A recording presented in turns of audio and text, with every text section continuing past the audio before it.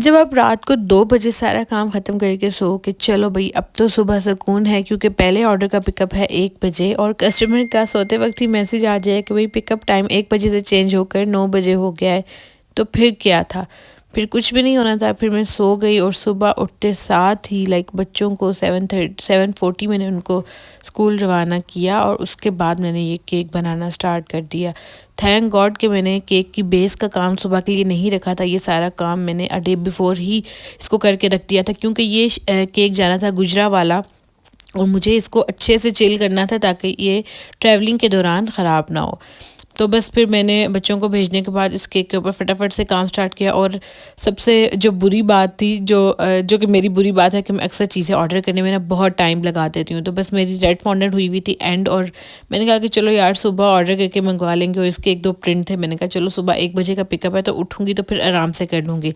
तो फिर हो गया कस्टमर का प्लान चेंज और मुझे पड़ गई मुसीबत। जो फॉन्डेंट थी उसी में ही मैंने इसको जैसे तैसे कर कर पूरा किया। थोड़ा सा क्रैकी भी हो रहा था, लेकिन समहाउ मैंने मैनेज कर लिया, क्योंकि इसके ऊपर कुछ चीज़ें भी आ जानी थी तो वो फिर कवर हो जाना था। तो बस इतनी स्पीड थी कि मैंने ना ना चाय पी ना पानी पिया। मैंने कहा कि यार 9-9:30 पे वो लेने आ जाएंगे और केक ना रेडी हुआ तो फिर क्या होगा। तो ऑल्दो केक आसान ही था, मतलब ये नहीं कि जल्दी हो गया ना। कभी कभी कोई फॉन्डेंट केक्स होते हैं बहुत ही ज़्यादा टाइम ले लेते हैं, जैसे अभी मैंने प्रीवियसली वीडियो शेयर की थी कोको मेलन की और 1-2 और केक्स थे, तो मतलब बहुत टाइम उन्होंने ले लिया था। पर ये केक जल्दी हो गया, शायद सुकून था, बच्चे भी नहीं थे और जल्दी भी थी कि यार फटाफट बना कर देना है कि 9:30 वो लेने ना आ जाए। और दूसरा सबसे बड़ा इशू ये था कि मेरी 10 बजे क्लास थी, तो उससे पहले फिर मुझे 11 बजे के भी 2-3 ऑर्डर्स थे वो रेडी, मतलब फाइनल करने थे। तो बस ये सारा मतलब सडन सडन से सारे काम थे जो करने थे 11-12 बजे से पहले। और फिर क्लास में भी कोई डिस्टर्बेंस नहीं होनी चाहिए थी ऑनलाइन क्लास में। तो जो ऑर्डर्स थे उनको तो मैंने बोल दिया था कि आप पिकअप ही करवाएंगे, मैं राइड करवा के नहीं भेजूँगी, तो वो एग्री थे। और ये ऑर्डर भी पिकअप ही था, तो मैं इस चीज़ से रिलैक्स थी कि यार मुझे शुक्र है कि कोई राइड्स नहीं करवानी।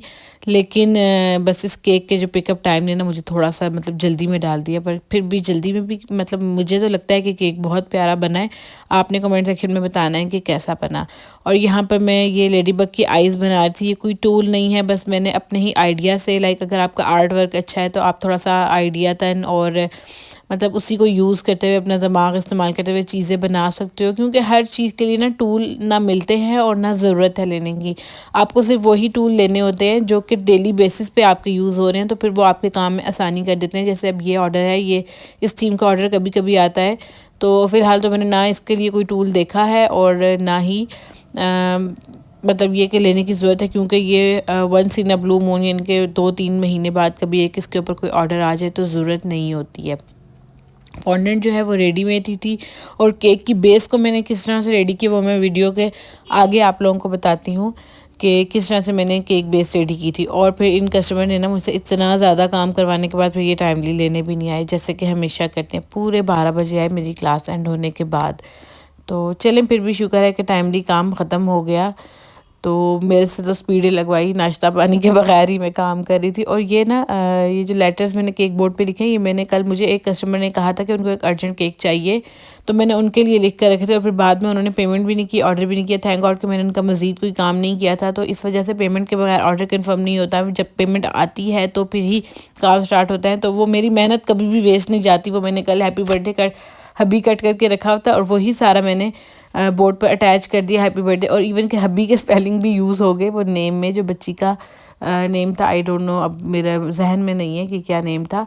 तो खैर केक तो बनकर तैयार हो गया था, लेकिन एक और बड़ा मसला था कि केक टॉपर जो कि लेडी बग का लगाना था वो मेरे पास नहीं था। वो मैंने कार्ड वाले को प्रिंट करने के लिए दिया हुआ था और मैंने कहा कि यार 1 बजे पिकअप है, 10 बजे इसकी दुकान खुलेगी तो मंगवा लूँगी आराम से। और फिर मैंने उसको मैसेज किया और मैंने कहा कि यार आप जल्दी करके दें, पर वो तो अपने शार्प टाइम पे ही आया, 10 बजे आया। लेकिन लकीली ये हुआ कि कस्टमर ही लेट पिक करने आए, तो मैंने कहा चले आप प्रिंट करके भेज दें। फिर उस शॉप वाले ने अपने ही शॉप से बच्चे को प्रिंट करवा कर भेज दिया, तो वो मैंने फिर लास्ट में अटैच कर दिया था। पिक्चर में वो ऐड नहीं है, लेकिन जो फीडबैक पिक्चर आई है ना वो मैं आप लोगों को दिखाऊंगी कि ये केक गुजरावाला डिलीवर हुआ है रावलपिंडी से, और कितना मतलब ज़बरदस्त डिलीवर हुआ है। यानी कि कुछ भी नहीं, जैसा मैंने बना कर दिया था सेम टू सेम वैसा।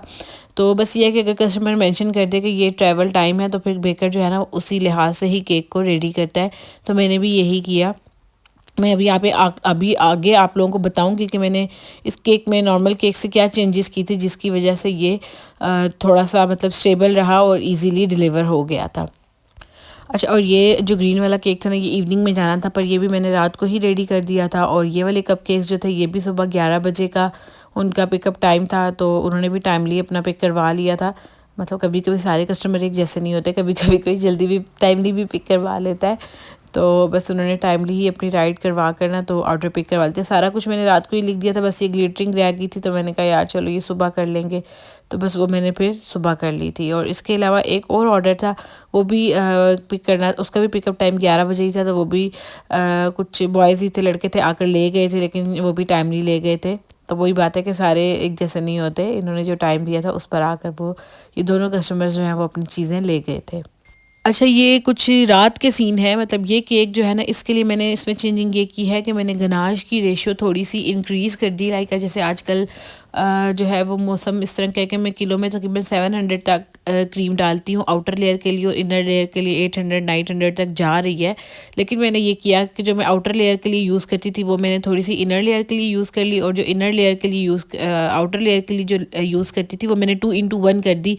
लाइक किलो में आधा किलो क्रीम डाली ताकि केक की बेस हार्ड रहे। और फिर मैंने बस उनको ये कह दिया था कि केक आपने फिर जाने के बाद ना फ्रिज में नहीं रखना, क्योंकि अगर हम इस केक को वो फ्रिज में रखेंगे ना तो फिर ये चॉकलेट वगैरह दोबारा हार्ड हो जानी थी, तो वो फिर एक अच्छा इम्पैक्ट नहीं आना था। पर यह है कि ट्रैवलिंग के दौरान, मतलब जो अगर आपका 2-3 घंटे का ट्रैवल था, तो उसमें केक इतना स्टेबल रहा कि वो बिल्कुल अच्छे से ना डिस्पैच हो गया। तो ये रात को तकरीबन 2 बजे मैं ये काम कर रही थी, और मुझे इतनी ज़्यादा नींद आई हुई थी कि मैंने अपने लिए फिर चाय का मग बनाया, और वो चाय भी साथ साथ में पीती जा रही थी ताकि थोड़ा सा एनर्जी भी आए और मतलब माइंड भी डाइवर्ट रहे।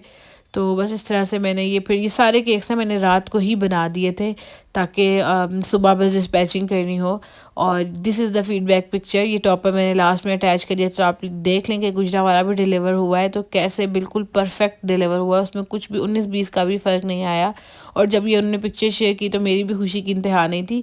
और मसला कोई भी नहीं है, मैंने कोटली, आज़ाद कश्मीर और हसन अब्दाल, टेक्सला, गुजर ख़ान और पता नहीं कहाँ कहाँ मैंने केक डिलीवर किए हुए हैं। तो अगर आप लोगों को भी डिलीवर करवाने हो तो बस ये है कि चार्जेस जो है वो ज़्यादा होंगे। इवन मैंने बाग में भी डिलीवर किया हुआ है केक, तो डिलीवरी के चार्जेस ज़्यादा होते हैं, या फिर आप पिकअप कर सकते हो। बस मुझे आपने बताना है कि आप लोगों ने मतलब ट्रैवल करना है केक को लेकर, तो फिर मैं उस लिहाज से ही केक को डिज़ाइन करूँगी।